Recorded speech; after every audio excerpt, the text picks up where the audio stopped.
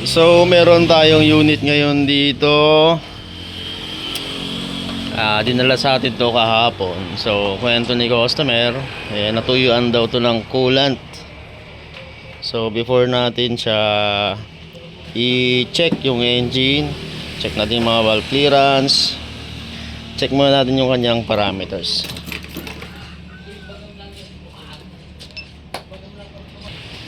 So ganito tayo dito sa shop. Itong mga FI engines, kung may concern si customer, ginagamitan muna natin siya ng diagnostic tool. So yung number 1 na titignan natin dito, yung kanyang TPS sensor. Yan, as you can see, wala naman siyang drop, no? Yan, stable naman yung kanyang voltage.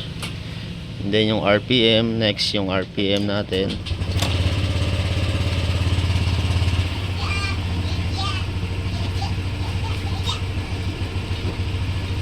Yan, nasa 1,600, 1,700, which is normal lang yan.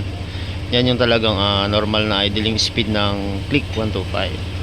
Then yung kanyang injector naman 2.1, 2.3, 2.2. So normal pa din naman yan. Then check natin ulit yung kanyang error. Yung current error niya is wala, pero may history siyang EOT sensor damage or short to ground. Baka dahil to sa natuyan ng coolant, no? So check natin yung kanyang throttle body, then fuel filter, tapos yung kanyang spark plug, then valve clearance. So ito yung gagawin natin ngayon dito. So may kita nyo dito,